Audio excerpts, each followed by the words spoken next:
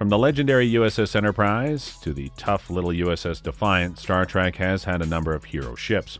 However, one of the most interesting hero ships may be our latest. It was the first ship in its class to incorporate Borg technology from research on the artifact as part of its components. Keep watching till the end of this video to see all we know about Starfleet's newest ship, the USS Stargazer. Trust me, you don't want to miss this. The USS Stargazer was an early 25th century SAGAN-class starship in Starfleet service. The USS Stargazer was the first ship in its class after the USS SAGAN. Using new components derived from research from the Borg Reclamation Project, a former abandoned Borg cube, this ship was constructed.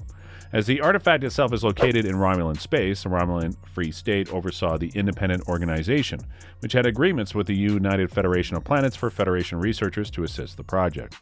Its design was typical of Starfleet ships, featuring a saucer attached to a secondary hull with nacelles. However, the SAGAN-class's secondary hull was directly attached to the saucer at the rear. It also had 4 nacelles, which weren't uncommon on Starfleet ships, such as those on the Prometheus-class, Cardenas-class, Radiant-class, and Constellation-class. As seen in Star Trek Online, these nacelles had large orange Bussard collectors similar to those on Gargarian-class ships and other ships of the 25th century. There was some sort of structure located above and below the main hull of the ship, where the nacelles were attached by the pylons.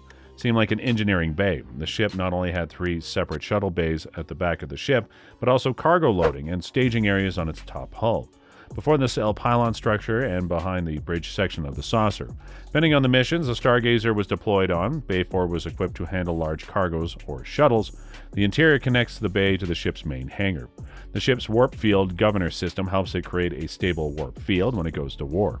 A total of 4 tractor emitters can be seen on the hull, 2 on either side. The Stargazer hull has up to 5 transporter emitters, 2 on each side of the bridge module, 2 on the dorsal side and 3 on the ventral side.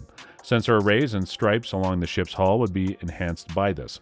The ship was equipped with weapons like any Federation ship. Along the hull are phaser strips, which allow phasers to be fired in arcs. There were 16 decks in the class of Starship. The ship had holodecks on decks 5, 7, and 9. There's also a sick bay on deck 5. The ship's underside, beneath the pylon section, the warp cores were located. Under the main hangar, the ship had a cargo hold.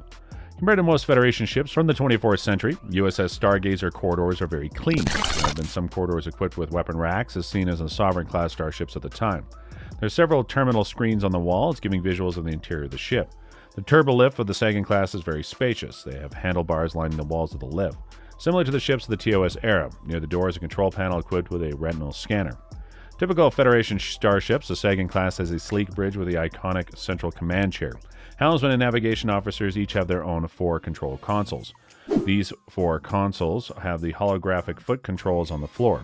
Several different displays are displayed on the terminals surrounding the bridge, from dilithium articulation frame status to communication systems curving up the wall. There are usually a captain and 2 commanders seated in the middle of the bridge. There seems to be the most fuel consoles on the bridge at the back near the turbolifts. Their consoles have transparent displays above them. There are also the same types of consoles at the bridge front. Either side of the seated consoles, the primary ODN manifolds, are just behind these consoles. Incorporated into an isolinear chip is a bioneural gel pack technology derived from the USS Voyager's bioneural gel packs. As a result, storage is more reliable, speed is faster, and processing is more intuitive.